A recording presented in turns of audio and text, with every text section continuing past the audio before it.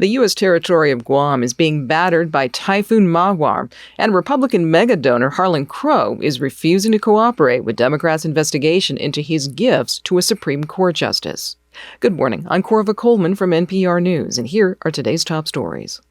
The timeline to resolve the dispute over the nation's debt ceiling is getting very short. NPR's Windsor Johnston reports lawmakers are facing a critical deadline in early June to agree and avert a potential federal government default. After numerous stops and starts this week, White House and congressional negotiators appear no closer to reaching an agreement. House Republicans emerged from a closed-door meeting with Speaker Kevin McCarthy on Tuesday, pointing a finger at the Biden administration.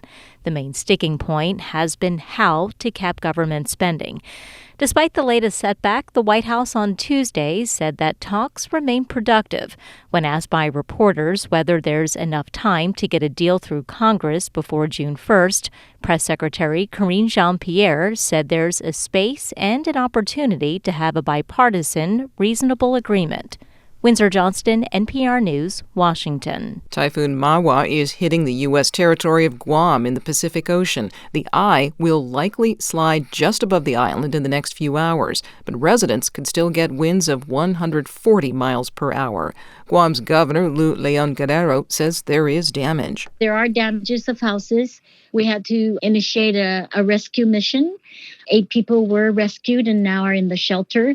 But I will have my first assessment right after the winds start tapering down.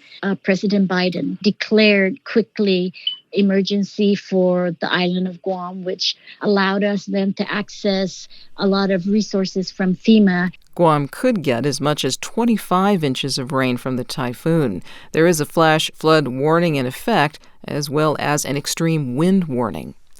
Billionaire Republican mega-donor Harlan Crow has refused to provide information to the Senate Judiciary Committee.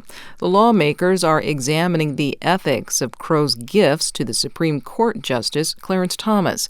NPR's Nina Totenberg has more.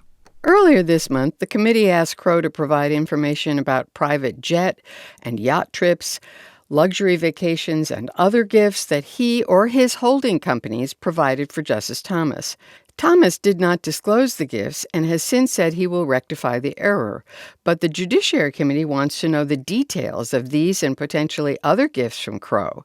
Now, however, Crow, through his lawyer, is refusing to provide any of the requested information, contending that Congress has no right to investigate alleged ethical violations or to legislate a Supreme Court code of ethics.